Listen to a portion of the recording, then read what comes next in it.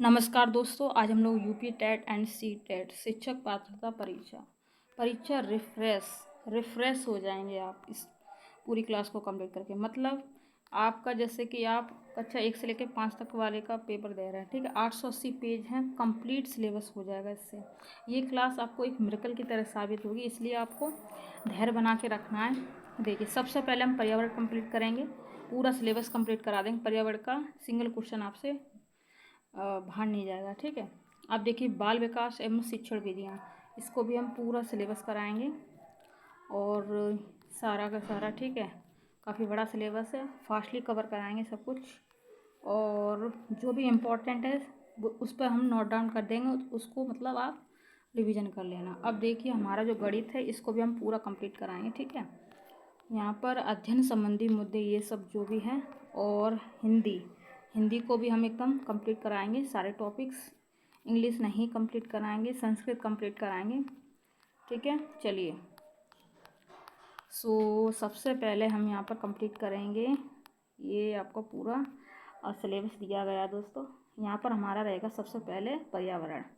पर्यावरण में देखिए, परिवार सामाजिक संगठनों में से सबसे महत्वपूर्ण, सर्वव्यापी एवं प्राथमिक सामाजिक संगठन या समूह है। तो प्राथमिक सामाजिक संगठन या समूह हमारा परिवार होता है, ठीक है। परिवार होता है दोस्तों, इसे याद रखना आप लोग। बालक की प्रथम पाठशाला परिवार होती है। आपसे पूछा जाए बालक की प्रथम पाठशाला क्या है, तो आप क्या कहेंगे? परिवार। सामाजिकरण, संस्कृति के हस्तांतरण तथा सामाजिक नियंत्रण में भी परिवार की भूमिका महत्वपूर्ण है, ठीक है। प्राथमिक सामाजिकरण है शुरुआती आयु में परिवार एवं मित्रों से सीखना, ये प्राथमिक सामाजिकरण है, ठीक है। परिवार और मित्रों से सीखना, ये प्राथमिक सामाजिकरण हो जाएगा। बच्चे को सामाजिकरण का पहला पाठ प्राप्त होता है परिवार से। तो बच्चे को सामाजिकरण का पहला पाठ प्राप्त होता है परिवार से, प्राप्त होता है। परिवार का अर्थ एवं परिभाषा हम लोग जानेंगे। देखिए, परिवार शब्द लैटिन भाषा के फैमिलस शब्द से बना है। तो परिवार शब्द किससे बना है? लैटिन भाषा के फैमिलस शब्द से बना है। इससे एक समूह का बोध होता है जिसमें माता पिता, अविवाहित जो बच्चे हैं, नौकर आते हैं, जैसे कि आपके यहाँ पर मेड वगैरह हो गई वो, ठीक है, नौकर नौकरानी वगैरह, ये भी थोड़ा सा शामिल हो जाता है। लेकिन यहाँ पर माता पिता और बच्चे, ये ज़्यादा इम्पोर्टेंट है। आगे देखेंगे, मैकाइवर तथा पेज के अनुसार परिवार उस समूह को कहते हैं जो यौन संबंधों पर आधारित है तथा इतना छोटा और शक्तिशाली है कि संतान के जन्म और पालन पोषण की व्यवस्था करने की क्षमता रखता है। बस इतना ही बहुत है। अब देखिए, ये मोस्ट इम्पॉर्टेंट है। अरस्तु जी कह रहे हैं कि मनुष्य एक सामाजिक प्राणी है। मनुष्य एक सामाजिक प्राणी है, किसने कहा है? अरस्तु ने कहा है। परिवार की विशेषता, विवाह एवं यौन संबंध, वंश परंपरा एवं नामकरण की प्रणाली, एक सामान्य निवास स्थान, सार्वभौमिक संगठन होता है, परस्पर आर्थिक बंधन बंधे होते हैं, ठीक है। परिवार के प्रकार जानेंगे। चलिए स्टार्ट कर रहे हैं। परिवार के प्रकार देखिए, आकार के आधार पर मनुष्यों के परिवार दो प्रकार के होते हैं। तो आकार के आधार पर मनुष्य के परिवार के दो प्रकार होते हैं, एकल परिवार और संयुक्त परिवार, ठीक है। एकल परिवार और संयुक्त परिवार। एकल परिवार में जैसे कि माता पिता, पुत्र और पुत्री, ठीक है। और संयुक्त परिवार में क्या है? जैसे कि आपके साथ आप सिटी में रह रहे हैं, ठीक है, मेरा भतीजा है, ठीक है, मेरे भैया हैं, बड़े भाई, तो उनके साथ उनकी पुत्र पुत्री दो, ये चारों लोग रहते हैं। और मैं उनकी बहन है, तो हम लोग इधर गांव में रहते हैं, ठीक है। और इनके साथ ये मिक्स हो जाएं तो ये क्या हो जाएगा? संयुक्त परिवार, जिसमें दादा दादी, ताऊ ताई, माँ बाप, चाचा चाची, बुआ वगैरह ये सब हो जाए तो जॉइंट फैमिली मतलब संयुक्त परिवार कहलाएगा, ठीक है। एकल परिवार के गुण क्या हैं? देखिए, ये तो आप दिमाग से भी लगा सकते हैं कि एकल परिवार के सदस्य अधिक आत्मनिर्भर होते हैं और वे आत्मविश्वास से भरे हुए व किसी भी काम को करने में सक्षम होते हैं। एकल परिवार सुखी परिवार होता है। एकल परिवार यहाँ पर सुखी परिवार होता है। एकल परिवार सदस्यों को अपने व्यक्तित्व का विकास करने का अवसर प्राप्त होता है, बस यही सब। और थोड़ा सा इसमें क्या है, अनुशासन में नियंत्रण नहीं हो पाता है, क्योंकि दादा दादी गांव में होते, बच्चे अकेले रह जाते हैं, तो ये सब आपको दिमाग से आप कर सकते हैं इसको। अब देखिए, यहाँ पर पूछा क्वेश्चन, एकल परिवार से तात्पर्य है परिवार जिसमें माता पिता एवं उनके बच्चे, इसको ही हम एकल परिवार आर्टेट में आया है, ठीक है। अब देखिए, पर्यावरण अध्ययन को सीखने का सबसे प्रभावशाली संसाधन है तो परिवार के सदस्य, समुदाय के सदस्य, समाचार पत्र, ये सब पर्यावरण अध्ययन को सीखने का सबसे प्रभावशाली साधन है। संयुक्त परिवार के गुण देखिए। संयुक्त परिवार के सदस्यों में नागरिक गुणों का विकास होता है। संयुक्त परिवार में घरेलू व बाह्य कार्य हेतु श्रम विभाजन की सुविधा होती है। बस यही सब। अब थोड़ा सा और देखेंगे। संयुक्त परिवार में दोष क्या है, इसमें कलह हो जाती है, लड़ाई वगैरह हो जाती है, ये सब। अब देखेंगे औद्योगिकरण। औद्योगिकरण के कारण परिवार के सदस्यों को काम के लिए शहर जाना पड़ता है, ठीक है। और जनसंख्या वृद्धि क्या है, संयुक्त परिवार में जैसे जैसे जनसंख्या में वृद्धि होती है वैसे वैसे स्थान अभाव के कारण उसमें धीरे धीरे सदस्य अलग होकर अपना एक परिवार अलग बसा लेते हैं। नगरीकरण क्या है, औद्योगिकरण द्वारा औद्योगिक केंद्रों में जनसंख्या में वृद्धि हुई। इस प्रकार अनेक नवीन नगरों का जन्म हुआ। इन नगरों में जनसंख्या के अनुपात में निवास स्थान की कमी है, जिसके कारण पूरा परिवार संयुक्त रूप से नहीं रह सकता। नगरीकरण। अब देखिए शैक्षिक कारण। शैक्षिक अवसरों में बढ़ोतरी के कारण शिक्षित युवकों ने पढ़ी लिखी लड़कियों से विवाह करना शुरू किया, जिसके कारण संयुक्त परिवार पर विपरीत प्रभाव पड़ा है। तो जॉइंट फैमिली बनने लगी है, ठीक है, शैक्षिक कारण से। ये सब जाति व्यवस्था का विघटन, ये सब। तो इधर थोड़ा सा और देखेंगे। ब्रिटिश शासन के दौरान भारत में लड़कों एवं लड़कियों की विवाह की उम्र शारदा अधिनियम मोस्ट इम्पॉर्टेंट है। शारदा अधिनियम 1929 के तहत लड़कों के लिए 18 वर्ष जबकि लड़कियों के लिए 14 वर्ष। लड़कों के लिए कितनी उम्र थी, 18 वर्ष थी, और लड़कियों के लिए कितनी वर्ष थी, 14 वर्ष थी। बाद में हिंदू विवाह अधिनियम। पहले कौन सा अधिनियम था, पहले जो शादी की उम्र का जो अधिनियम था शारदा अधिनियम बोलते इसको, शारदा अधिनियम, जो कि 1929। और अभी कौन सा चल रहा है, हिंदू विवाह अधिनियम 1955 के द्वारा लड़कों के लिए न्यूनतम 21 वर्ष, लड़कियों के लिए 18 वर्ष। ये सब भारत में लड़के एवं लड़कियों की विवाह की न्यूनतम 21 वर्ष और लड़कियों की 18 वर्ष, ठीक है। सो भारत में बाल विवाह निषेध अधिनियम इस वर्ष पारित किया गया। तो भारत में बाल विवाह निषेध अधिनियम 2006 में, ठीक है। शारदा एक का संबंध है बाल विवाह से संबंधित। कब आया था, जस्ट मैंने अभी बताया है, ये देखिए आपको यहाँ पर मैंने 1929 बताया, 1929। और हिंदू विवाह अधिनियम 1955 द्वारा 18 आपकी लड़की की उम्र हो गई और लड़का की यहाँ पर 21, ठीक है। और यहाँ पर मैंने क्या बताया कि बाल विवाह निषेध अधिनियम इस वर्ष पारित हुआ था, 2006 में पारित हुआ। कब हुआ, 2006 में पारित हो गया। शारदा एक्ट का संबंध बाल विवाह से, ये भी मैंने बताया। सामाजिक बुराइयों का उदाहरण है बाल विवाह, दहेज, बाल श्रम। तो सामाजिक बुराइयों का उदाहरण बाल विवाह भी होता है, दहेज भी होता है, बाल श्रम भी होता है। दहेज लेना और देना दोनों ही बेकार है। चलो आगे बढ़ेंगे। नेक्स्ट यहाँ पर देखेंगे मेरा परिवार मेरी प्रेरणा। जो लोग देख नहीं सकते उनके पढ़ने के लिए खास लिपि में किताबें तैयार की जाती हैं, जिसे ब्रेल कहते हैं। क्या कहते हैं, ब्रेल कहते हैं, ब्रेल लिपि, ठीक है। ब्रेल एक मोटा कागज़ पर एक नुकीले औजार से बिंदु बनाकर लिखा जाता है। ब्रेल कागज़ पर हाथ फेरकर पढ़ा जाता है कि उस पर क्या लिखा गया है। लुई ब्रेल फ्रांस के रहने वाले थे, उन्होंने ही ब्रेल लिपि का आविष्कार किया। जो अंधे लोग होते हैं वो इसे ही पढ़ते हैं, ठीक है। पढ़ने की यह विधि ब्रेल लिपि के नाम से जानी जाती है। इस तरह की लिपि में मोटे कागज़ पर उभरे बिंदु बने होते हैं, ठीक है। यह लिपि 6 बिंदुओं पर आधारित होती है। तो यह जो लिपि है वो 6 बिंदु पर आधारित होती है। जो लोग सुन नहीं सकते, हाँ, जो लोग सुन नहीं सकते दोस्तों, उनके लिए सांकेतिक भाषा साइन लैंग्वेज इस्तेमाल की जाती है। सांकेतिक भाषा पर आधारित विशेष कार्यक्रम टीवी पर प्रसारित होते हैं, ठीक है। सुधा चंद्रन को भरतनाट्यम, ठीक है, सुधा चंद्रन को भरतनाट्यम में प्रसिद्धि प्राप्त है। एक दुर्घटना के कारण उनका एक पैर काट दिया गया था। कृत्रिम पैर की सहायता से नृत्य करके उन्होंने प्रसिद्धि प्राप्त की है, ठीक है। सुधा चंद्रन जी को आप जानते होंगे। चलिए, जो जानते हो वो कमेंट्स करें, ठीक है। रविंद्र जैन को आंखों से दिखाई नहीं देता था। उन्होंने बहुत सारी फिल्मों और टीवी कार्यक्रमों में अपना संगीत दिया है। रविंद्र जैन नाम के एक व्यक्ति हैं, ठीक है। तो उन्होंने बहुत सारी टीवी कार्यक्रमों में अपना संगीत दिया है। उनके अच्छे संगीत के लिए उन्हें कई पुरस्कार भी प्रदान किए गए हैं। आगे देखिए शरत गायकवाड़, एक हाथ खराब था उनका। उन्होंने तैराकी के क्षेत्र में भारत का नाम रोशन किया है। तो आपसे क्वेश्चन ये पूछ सकता है कौन सा इंसान है जो तैराकी के क्षेत्र में भारत का नाम रोशन किया। तो शरत गायकवाड़, उनका एक हाथ खराब था, ठीक है। और एक पैर किसका खराब हुआ, तो वो सुधा चंद्रन थी, ठीक है। आंखें किसकी खराब थी, रविंद्र जैन। हम यहाँ पर थोड़ा सा और बढ़ेंगे। पर्यावरण अध्ययन पाठ्यक्रम के सुझावित प्रकरणों का उपकरण है जानवर। ये सीटेट 2019 में पूछा गया प्रश्न है कि पर्यावरण अध्ययन पाठ्यक्रम के सुझावित प्रकरणों का उप प्रकरण है तो जानवर है। मनुष्य एक सामाजिक प्राणी है, कथन किसने कहा? अरिस्टो ने। मनुष्य एक सामाजिक प्राणी है, अरिस्टो ने कहा। किस प्रकार के परिवार में कलह की संभावना होती है? संयुक्त परिवार में। एकल परिवार के सदस्य अधिक आत्मनिर्भर रहते हैं, कथन सत्य है, ये बिल्कुल सत्य है।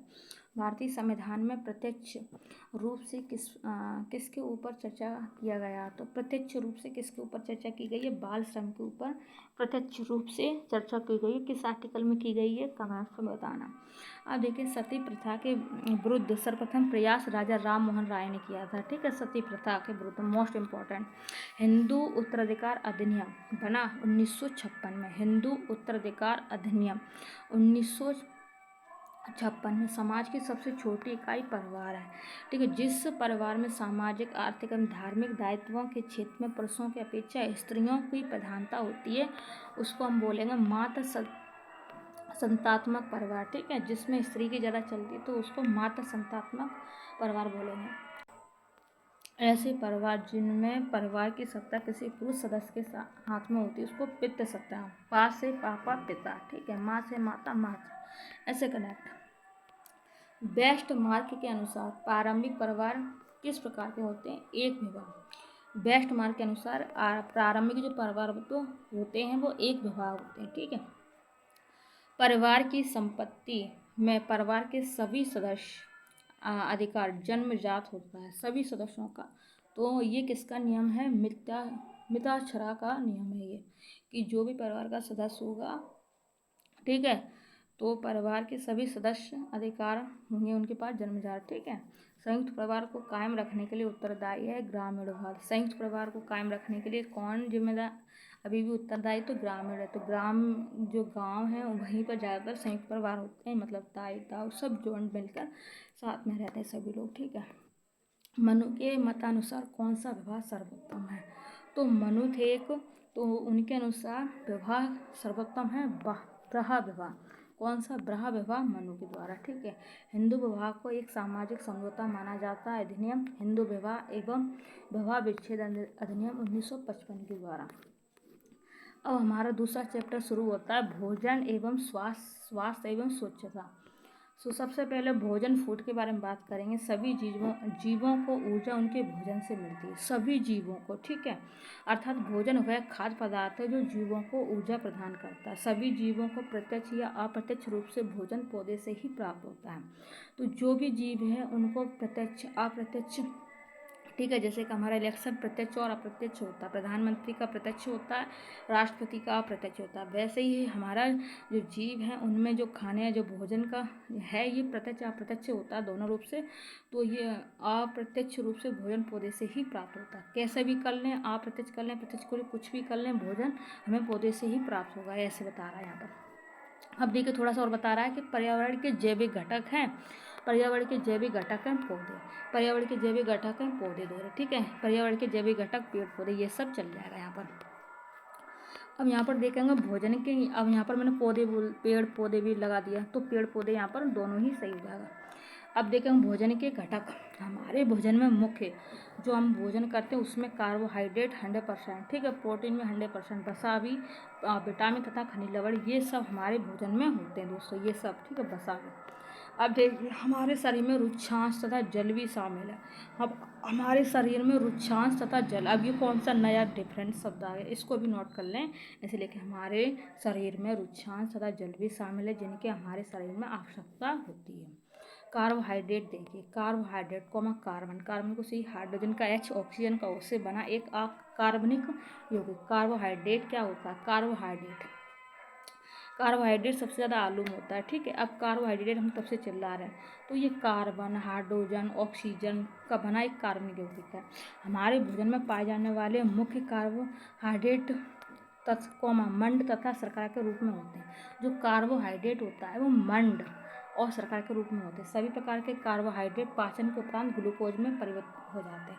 जो भी हम कार्बोहाइड्रेट खाते हैं, कार्बोहाइड्रेट लेते हैं, तो पाचन के उपरांत वो काम किस में चले जाएंगे? तो वो ग्लूकोज में परिवर्तित हो जाते हैं।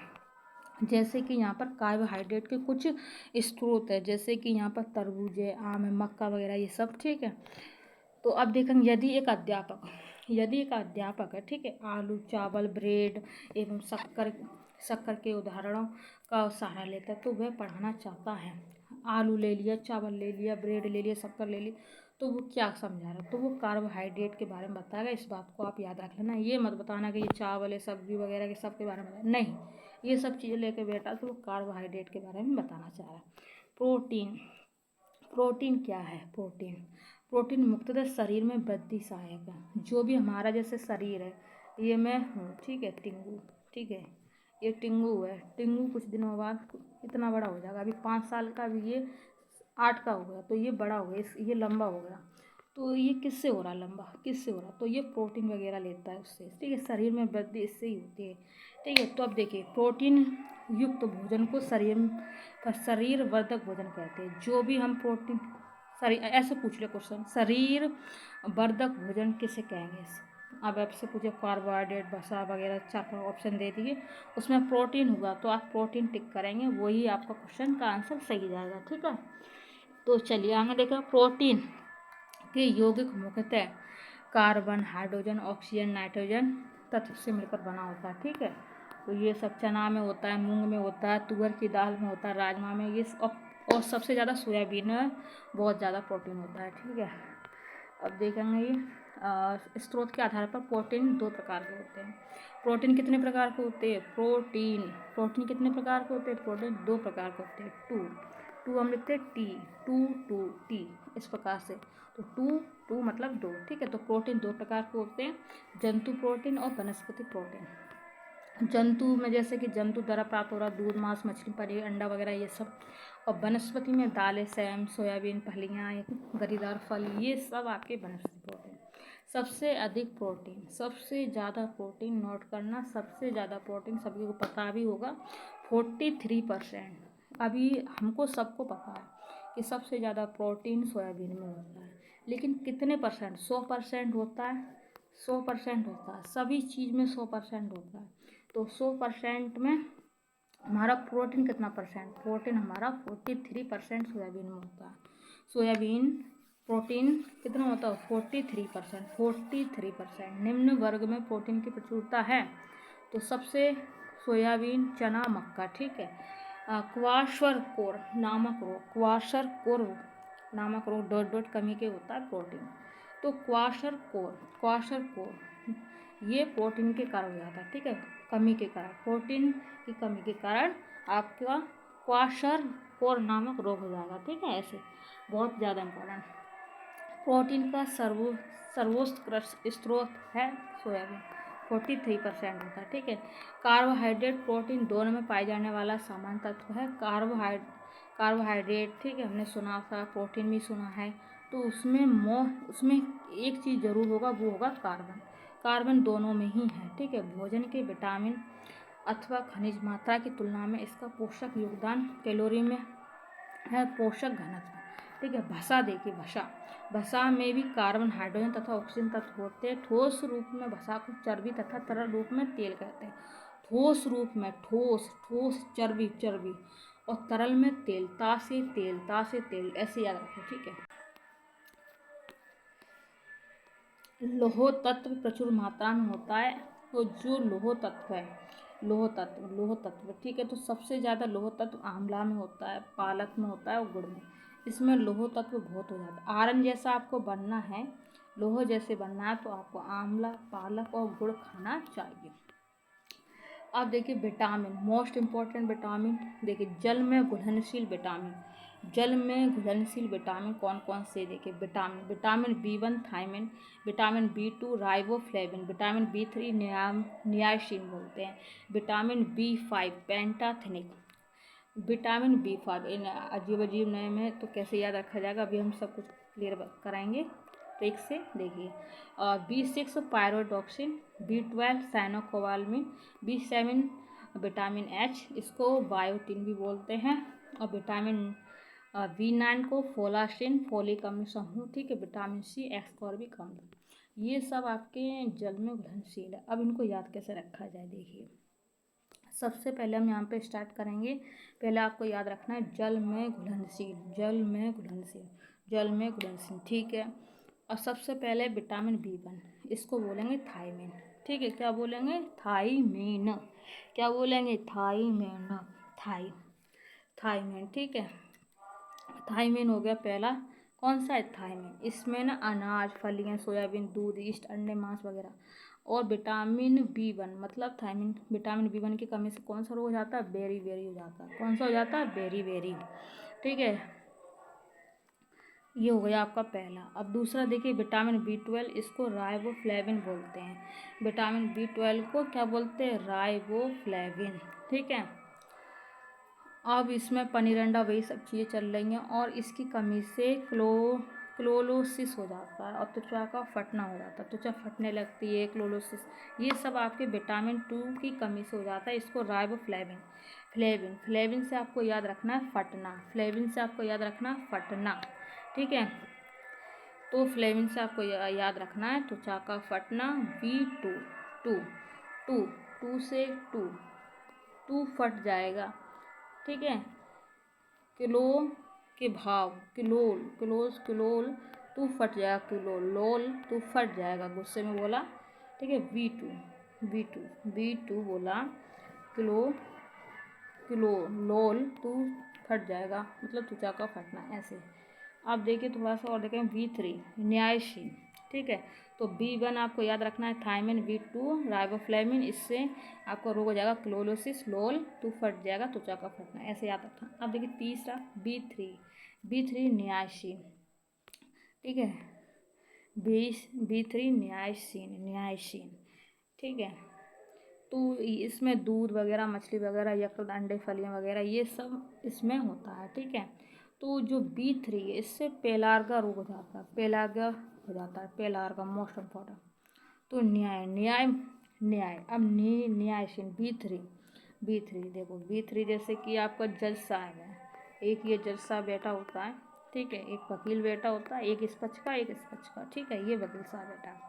तो तीन में आपको विटामिन B3, इसको न्यायशीन से आप न्यायशीन अध्यक्ष, न्याय जो करता है वो क्या होता है? कौन होता है? अध्यक्ष होता है, ठीक है।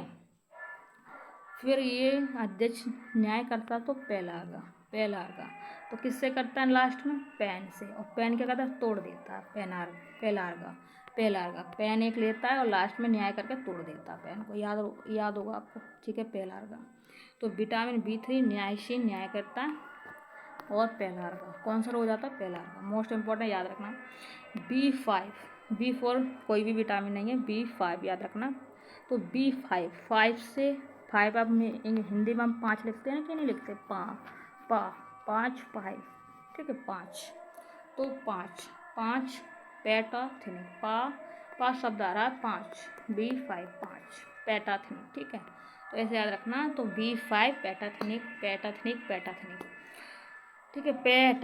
पेटाथिनिक, तो इसमें क्या हो जाएगा? वृद्धि में कमी, चर्म रोग, बाल का सफ़ेद होना। तो B5, जिसके भी बाल सफ़ेद है, मेरे भी हो रहे हैं, तो B5 खाना को, इसमें क्या क्या होता है देखिए, सभी चीज़ में तो दूध वगैरह बता रहा है, दूध खाना 100%, यकृत में भी हमारे जो यकृत है अंदर शरीर में, वो मांस, दही खाना चाहिए, मूंगफली खानी चाहिए, मूंगफली तो खाते हैं, गन्ना, मक्का, ब्रोकली खानी चाहिए, मशरूम खाना चाहिए, सूरजमुखी के बीज वगैरह में आपको B5 मिल जाएगा। सूरजमुखी के यहाँ पर अभी कहीं भी सूरजमुखी नहीं दिया गया है, इसी में B5 में सूरजमुखी के बीज दे दिए गए हैं, गोभी भी दे दी गई, गोभी में भी B5 होता है, गोभी की सब्जी, ठीक है, ये गोभी कच्ची भी खा सकते हैं। तो ये सब, अब इसमें क्या है, जैसे B5 इसकी कमी से क्या हो जाता है देखिए, अस्थमा जो सांस लेने में दिक्कत हो जाती है वो सब, तनाव वगैरह, जनन क्षमता में कमी, ये सब, बाल का सफ़ेद होना, ये भी आपको याद रखना है, ठीक है। अब तो ये याद ही रह जाएगा। अब देखें B6 पायरोडॉक्सिन, देखिए इसमें मांस, मछली, ईस्ट, शकरकंद, केला वगैरह, पालक वगैरह। तो B6 पायरोडॉक्सिन, तो सिक्स किस, ठीक है, 6 इस प्रकार से दिया है यहाँ पर। इस प्रकार से यहाँ पर ये शब्द को आप पहचान लेना जैसे ही आपसे पूछ लिया जाए। तो इसकी कमी से क्या हो जाता है, रुधिर क्षीणता हो जाता है। रुधिर क्षीणता को हम एनीमिया बोलते हैं। तो विटामिन B6 अगर आपके शरीर में कमी पड़ जाएगी तो इसमें आपको क्या हो जाएगा, रुधिर क्षीणता मतलब आपको एनीमिया हो जाएगा, आपको खून मतलब कम हो जाएगा, ठीक है, आप पीले पड़ जाओगे और चक्कर आने लगेंगे। अब चर्म रोग पेशियेटन, तो इसमें ना यही वाला ज़्यादा पूछ लिया जाता है कि विटामिन B6 की कमी से कौन सा रोग जाता है। विटामिन B6 का नाम क्या है, पैराडॉक्सिन। अब B12 मोस्ट इम्पॉर्टेंट, B12 तो आपको इतना भी याद रखना है कि विटामिन बी जितने भी हैं सब जल में घुलनशील है और विटामिन सी भी जल में घुलनशील है, बस इतना याद रखना है। अब हम आ जाते हैं B12 पर, डायरेक्ट छलांग मांगी 6 से 12 पर, ठीक है। 12 पे आए तो इसका नाम है साइनोकोबालामिन। क्या नाम है, विटामिन B12 का नाम क्या है, साइनोकोबालामिन। कोबालामिन B12 साइनोकोबालामिन हो गया। 12 12 12 12 बोल रहे हैं कि 12 12 हम लिख रहे हैं 12 बल बल, तो यहाँ पर भी बल आ गया। कोबाल कोबाल 12 हम बोल रहे हैं कि उसमें भी बार आ रहा है, इसमें भी। तो ऐसे ही आपको याद रखना है कि 12 आ जाए तो साइनोकोबाल, ठीक है, ऐसे याद रखना। दूध मांस मछली ये सब, और रुधिर क्षीणता तंत्रिका में गड़बड़ी, ये सब रुधिर क्षीणता इससे भी हो रही है। अब B7 देखो, B7 को विटामिन H भी बोलते हैं, विटामिन H भी बोलते हैं, ठीक है, B7 को। और इसको B7 को बायोटिन बोलते हैं। B7 को क्या बोलते हैं, बायोटिन बोलते हैं दोस्तों, क्या बोलते हैं, बायोटिन बोलते हैं, ठीक है। एक यकृत मांस वगैरह ये सब, चॉकलेट में भी विटामिन B7 होता है, मोस्ट इम्पॉर्टेंट, ठीक है। चर्म रोग, बाल का झड़ना, लकवा वगैरह, तो बाल का झड़ना आपको रोकना है तो आप B7 खूब खाओ। B7 जैसे कि ये सब चीज़ें चल रही हैं, सब्जियां, चॉकलेट वगैरह, फल वगैरह, केला वगैरह सब खाओ। लकवा वगैरह अगर आपको मारा, ये किसकी कमी से, विटामिन B7, ठीक है। तो ये सब दोस्तों। अब B9 को बोलते हैं फोलाशिन।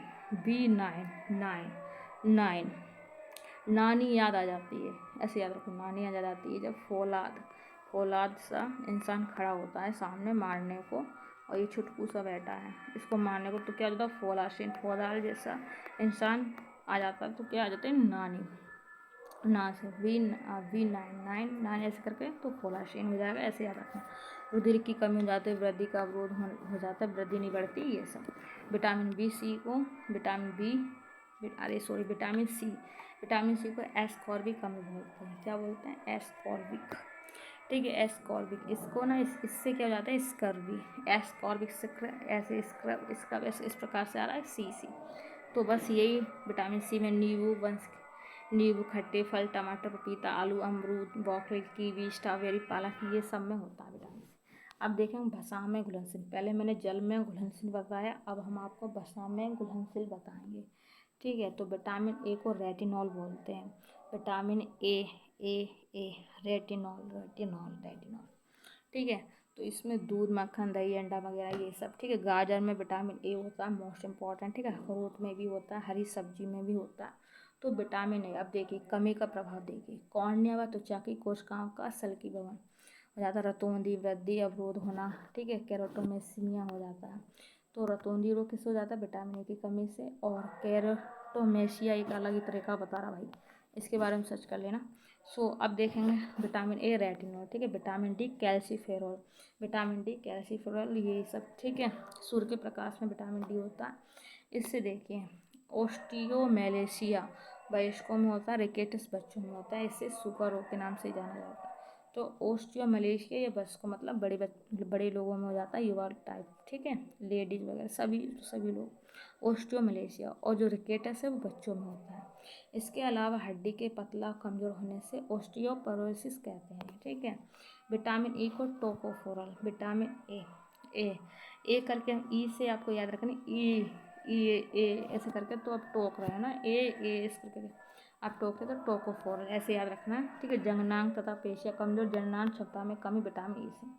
विटामिन के इसको बोलते हैं फिलोक्विनोन, या इसको नेप्थोक्विनोन या फिलोक्विनोमिन भी बोलते हैं। अंडा ये सब, टमाटर, गोभी वगैरह। चोट लगने पर रुधिर का थक्का, न जमने से अधिक रक्तस्राव होना, विटामिन के, ठीक है, ये मोस्ट इम्पोर्टेंट।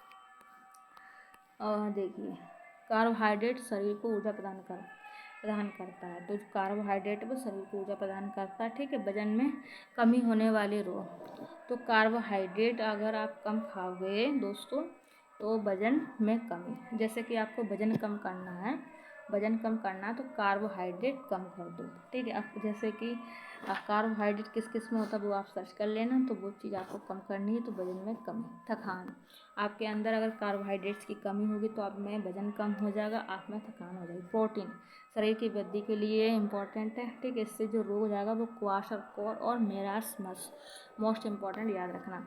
वसा भी कार्बोहाइड्रेट की भांति ऊर्जा प्रदान करने का कार्य करती है। वसा कई हार्मोन्स का निर्माण करती है जो सारी क्रियाओं को नियंत्रित करता है। घी, तेल, मक्खन, मेवे, दूध, पनीर ये सब में होता है त्वचा का सूखना, विटामिन वसा की कमी, ठीक है। विटामिन ए, बी तथा सी, डी, ई एवं के, तो इससे देखिए थोड़ा सा इससे ज़रूर समझना पड़ेगा, ठीक है। विटामिन ए, आम, पपीता, गाजर, तो इससे विटामिन ए की कमी से रतौंधी, विटामिन बी की कमी से बेरी, विटामिन सी की कमी से स्कर्वी, विटामिन डी की कमी से रिकेटस या सूखा रोग ये बच्चों में होता है, ठीक है। और देखिए विटामिन ए प्रजनन में क्षमता में कमी, विटामिन के रक्त का थक्का न जमना, ये सब। जल पाचन क्रिया प्रभावित होना, ठीक है। जल की कमी हो जाएगी तो आपकी पाचन क्रिया खराब हो जाएगी, ठीक है। तो इसके लिए क्या करना है ये तो सभी पता है, क्या क्या करना है। देखिए सादा स्वच्छ पानी, पेय पदार्थ जैसे कि शरबत, शिकंजी, लस्सी, मट्ठा, नारियल पानी आदि पीते रहना है पानी, ठीक है। रेशा फाइबर युक्त भोजन को पचाने में महत्वपूर्ण भूमिका। देखिए रेशा फाइबर युक्त भोजन, देखिए गेहूँ, ज्वार, बाजरा, शकरकंद, हरी सब्जियाँ, पपीता, अमरूद, केला। कब्ज होना, एसिडिटी होना तथा पाचन तंत्र कमजोर होना, अगर रेशा फाइबर आप कम खाओगे तो आपके अंदर कब्ज हो जाएगा, एसिडिटी हो जाएगा, पाचन तंत्र कमजोर होगा। तो आपको फाइबर वाला भोजन करना, अच्छा करना, ठीक है। हरी सब्जियाँ खानी, ये सब दोस्तों। और जैसे कि यहाँ पर लौह तत्व की कमी से हमारे शरीर, देखिए लौह तत्व की कमी से हमारे शरीर में रुधिर, एनीमिया कमी हो जाती है, जिससे रुधिर अल्पता एनीमिया कहते हैं। एक और मैंने बताया था रुधिर क्षीणता, आपको नोट करना है, रुधिर क्षीणता और अल्पता एनीमिया को ही कहते हैं। कोई डॉक्टर एक मरीज को खाने के लिए कुछ दवाइयाँ लिखता है, सात्विक गुड़, आंवला और हरी पत्तेदार सब्जी, तो यह मरीज पीड़ित होना चाहिए एनीमिया रोग से, ठीक है। तो हरी गुड़ वगैरह बताए, आंवला बताए, तो वो एनीमिया से ग्रसित है, इस वजह से डॉक्टर ने कहा। मीरा और दिव्या छोटी लड़कियां, मीरा समोसा, कटलेट, डबल रोटी खाना पसंद करती है, जबकि दिव्या ऐसा भोजन पसंद करती है जिसमें लौह तत्व की कमी हो। मीरा और दिव्या को कौन सी बीमारी, तो मोटापा और एनीमिया, ठीक है। मोटापा और एनीमिया हो जाएगा। कैल्शियम तथा फॉस्फोरस की कमी से दोषपूर्ण दांत विकसित होते हैं, ठीक है। तो आयोडीन की कमी से घेंघा रोग, फ्लोरीन खनिज का समावेश दंत बल्क, इनामल का क्षरण रोकता है। तो आप जैसे कि आपके दांत झड़ रहे हैं, ठीक है, कभी कभार बच्चों में दिख जाते हैं कि उनके दांत आगे के झड़ से रहते हैं, ठीक है। तो उनमें ना बच्चों में क्या कमी हो जाती है, वो फ्लोरीन खनिज का कमी होता है उसमें, ठीक है। तो फ्लोरीन किस किस में होता है वो चीज़ आपको खानी चाहिए। फ्लोरीन खनिज का आपको इतना याद रखना है, फ्लोरीन खनिज का समावेश दंत बल्क का क्षरण रोकता है, ठीक है। ये सब कुपोषण तो आप जानते ही हैं, सूखे हो जाते हैं बच्चे, ये सब कार्बोहाइड्रेट की कमी। अब ये इम्पॉर्टेंट है, तो मेरेस्मस तथा क्वाशरकोर कुपोषण जनित रोग हैं। वसा एवं कार्बोहाइड्रेट की कमी के कारण मरासमस हो जाता है, मरासमस वसा एवं कार्बोहाइड्रेट की कमी के कारण। देखिए क्वाशरकोर यह रोग मुख्यतः प्रोटीन की कमी से होता है। इस रोग में बच्चों की शारीरिक वृद्धि की रुक जाती, भूख कम लगती, शरीर में सूजन आ जाती, हाथ पैर दुर्बल तथा पेट बाहर की ओर निकल जाता है। भारत में 1% बच्चे इस रोग से पीड़ित हैं। इस रोग से बचने के लिए रोगी बच्चे को नियमित रूप से उसके दैनिक आहार में प्रोटीन युक्त भोजन दिया जाना चाहिए। मेरेस्मस देखिए, यह प्रोटीन तथा कैलोरी दोनों की कमी से होता है। इस रोग में बच्चों की शारीरिक वृद्धि रुक जाती है। तो मेरेस्मस ये प्रोटीन तथा कैलोरी दोनों की कमी से होता है। इस रोग में बच्चों की शारीरिक वृद्धि क्या हो जाती है, रुक जाती है। इस रोग से चेहरा दुर्बल तथा आंखें धसी हुई दिखाई देती है। यह मुख्यतः 1 साल के बच्चों में होता है। तो जो मेरेस्मस है ये 1 साल के बच्चों में होता है, जिन बच्चों में प्रोटीन तथा ये सब चीज़ों की कमी होती है तो इसको हो जाता है, ठीक है। तो खराब होने से, जैसे भोज्य पदार्थों को खराब होने से बचाने के लिए उसका परीक्षण आवश्यक है, भोजन का परीक्षण। ठीक है। रेफ्रिजरेटर में तापमान कम होता है, इसलिए फल सब्जियां खराब नहीं होती, क्योंकि कीटाणु निष्क्रिय हो जाते हैं। अब देखेंगे स्टरलाइजेशन, एक विधि है जिसके द्वारा खाद्य पदार्थों को सूक्ष्म जीवों से मुक्त किया जाता है। तो स्टरलाइजेशन क्या है? एक विधि है जिसके द्वारा, जैसे कि हमने सब्जी बना के रखी दोपहर में, अब कल तक इसको सुरक्षित रखना है, तो यही सब काम करेगा। स्टरलाइजेशन के द्वारा हम खाद्य पदार्थों को सूक्ष्म जीवों से मुक्त रख सकते हैं। ठीक है। इससे खाद्य पदार्थ एक निश्चित समय तक खराब नहीं होते। रेफ्रिजरेटर एक उदाहरण उपकरण है, ठीक है, जिसके द्वारा पदार्थ सामान्य ताप से कम, जैसे कि 5 डिग्री सेल्सियस से 10 डिग्री सेल्सियस उत्पन्न कर सूक्ष्म जीवों की उपापचय क्रिया तथा वृद्धि को क्या करता है? नियंत्रित करता है। सूक्ष्म जीव ही खराब कर देते भोजन को। ठीक है। इसी फ्रिज का उपयोग फल, सब्जी, खाद्य पदार्थ एवं पदार्थों को ठंडा करने के लिए भी होता है। पाश्चुरीकरण देखिए, लुई पाश्चर ने 1866 में दूध में कीटवन रोकने के लिए पाश्चुरीकरण विधि का पता लगाया था। तो किसने लगाया था? लुई पाश्चर ने। इस विधि में दूध को 145 फ़ारेनहाइट, ठीक है, तो ये कितना डिग्री सेल्सियस हो जाएगा? 62.8 डिग्री सेल्सियस पर लगभग 30 मिनट तक गर्म करते हुए 161 फ़ारेनहाइट 71.7 पर लगभग 15 सेकंड तक गर्म कर दिया। इस विधि के सभी हानिकारक या रोग कारक जीवाणु मर जाते हैं। इस विधि से सभी हानिकारक जो रोग हैं, जीवाणु सब मर जाते हैं। ठीक है। ये बात याद रखना। दूध को उबाल कर रखा जाता है ताकि जल्दी खराब ना हो। थैली वाला दूध पाश्चुरीकृत दूध होता है। जो हम थैली वाला दूध पीते हैं वो पाश्चुरीकृत दूध होता है।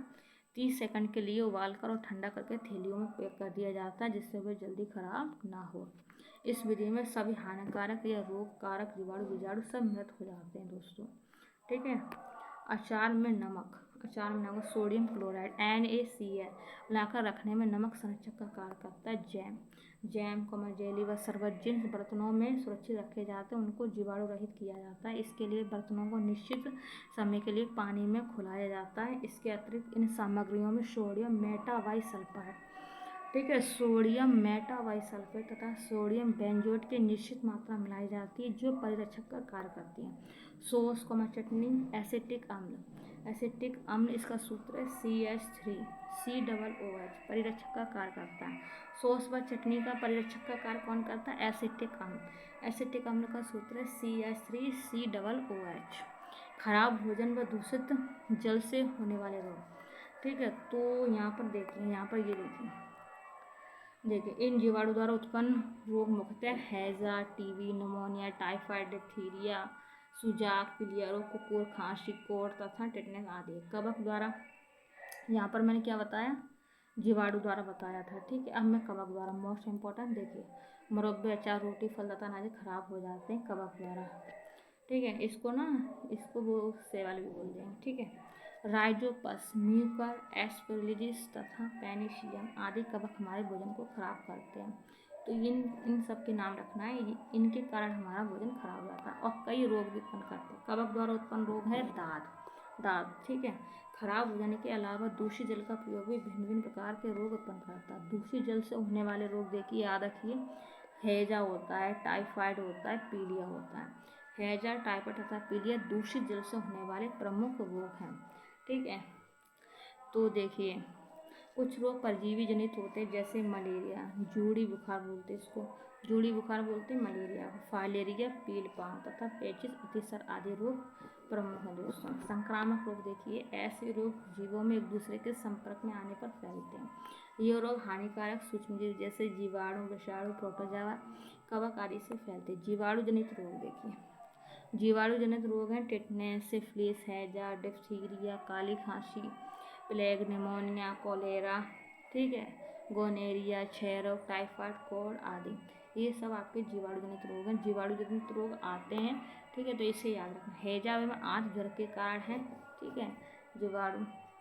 विषाणु जनित रोग रेबीज या हाइड्रोफोबिया बोलते हैं रेबीज को, ठीक है। चेचक, छोटी माता, खसरा, polio, hepatitis, AIDS, Ebola, encephalitis, chikungunya, dengue, rubella, गलसुआ आदि ये सब आपके विषाणु जनित है। छोटी माता रेबीज रोग का कारण होता है वायरस। पोलियो का कारण है विषाणु। पोलियो का कारण क्या है? विषाणु। प्रोटोजोआ जनित रोग है मलेरिया, पेचिस, पायरिया, कालाजार, निंद्रा रोग, ये सब प्रोटोजोआ है। कृमि जन्य जनित रोग फाइलेरिया, टीनेसिस, एस्केरियासिस आदि। एड्स, एड्स की फुल फॉर्म होती है एक्वाडो अम्यूनो डेफिशिएंसी सिंड्रोम। ठीक है। यह रोग HIV human immuno deficiency virus के कारण, जिसका कारण यह है कि यह वायरस रोगी की प्रतिरक्षा प्रणाली के लिए जिम्मेदार है। टी लिम्फोसाइट श्वेत रक्त कणिकाओं को नष्ट करते हैं। तो टी लिम्फोसाइट टी से टुकड़े, मतलब टी से टुकड़े, तो टुकड़े कर देंगे तो वो नष्ट ही तो हो जाएगा। तो रक्त कणिकाओं को नष्ट करते हैं। श्वेत रक्त कणिकाओं को नष्ट कर देता कौन? टी लिम्फोसाइट श्वेत रक्त कणिकाओं को नष्ट कर देता है। ठीक है। और इस रोग का प्रसार लैंगिक संक्रमित व्यक्ति के रक्त का अन्य व्यक्ति को चढ़ाना, ठीक है, प्लेसेंटा के संपर्क से हो जाता है ये सब। इस रोग में लसिका परक ग्रंथियां, सूजन, स्मृति का लोप, रात्रि में पसीना आना, वजन में कमी आदि ये सब हो जाता है। ठीक है। HIV की जांच के लिए एलिसा परीक्षण होता है। ठीक है। एलिसा परीक्षण एंजाइम इन लिंक्ड इम्यूनोसर्वेंट एसिड टेस्ट। ठीक है। तो HIV के लिए कौन सा टेस्ट होता है? ELISA test. ठीक है। मलेरिया देखिए, इस रोग के कारण प्लाज्मोडियम नामक प्रोटोजोआ, ठीक है, है जिसका महामादक एनाफीज मच्छर होती है। यह जानकारी सर्वप्रथम सर नोलान रोच ने दी थी। ठीक है। 1902 में इन्हें नोबेल पुरस्कार मिला था। प्रोटोजोआ मानव शरीर में लीवर तथा प्लिया को संक्रमित करता है। इस रोग में लाल हृदय कोशिकाएं तेजी से नष्ट होने लगती हैं। मलेरिया दोस्तों, मलेरिया के उपचार के लिए सिनकोना के छाल का प्रयोग किया जाता है। ठीक है। सिनकोना का जो वृक्ष है उसकी छाल। अब देखिए, उच्च ज्वर, तेज बुखार के साथ साथ कपकपी वगैरह आती है। ठीक है। पेड़ की छाल से किया जाता है ये। अब देखिए थोड़ा, कौन सी बीमारी रुके या इकट्ठा हुए पानी से हो सकती है? तो मलेरिया। रोनाल्ड रोज का संबंध है मलेरिया से। मच्छरों द्वारा फैलने वाले रोग का समुच्चय कौन सा है? देखो, मच्छर द्वारा अभी गर्मी चल रही है, अभी पेपर गर्मी में, तो आपसे क्वेश्चन भी पूछ सकता है। तो मच्छर द्वारा फैलने वाले डेंगू होता है, मलेरिया होता है और चिकनगुनिया भी होता है। डेंगू देखिए, डेंगू नामक वायरस से फैलने वाली बीमारी जिसकी वाहक मादा एंडीज एजिप्टी मच्छर होती है। इस रोग में रोगी के शरीर में प्लेटलेट्स की कमी हो जाती है, जिसके कारण आंतरिक रक्त स्राव होने लगता है। डेंगू रोग का वाहक एडिस मच्छर होता है। ठीक है। अब देखिए, पित्त ज्वार, यह भी एक वायरस जनित बीमारी है जिसका वाहक एडिस एजिप्टी मच्छर होता है। चिकनगुनिया, यह चिकनगुनिया वायरस से फैलने वाली बीमारी, इसका वाहक एडिस एजिप्टी मच्छर होता है। जोड़ों में तीव्र दर्द एवं त्वचा पर लाल चकत्ते इसके लक्षण हैं चिकनगुनिया के। कवक से होने वाले रोग, दमा, तो ये एस्परजिलस फ्यूमिगेट्स। ठीक है। गंजापन, टीनिया कैपिटस के कारण, तो गंजापन बहुत हो रहा है लोगों में, तो किस कवक के कारण? Tinea capitis, tinea capitis. ठीक है। अब जैसे कि इंसान है, गंजा हो जाता है तो क्या लगाता है? केप लगाने लगता है सर पर। ठीक है। तो कैपिटिस ऐसे याद रखना।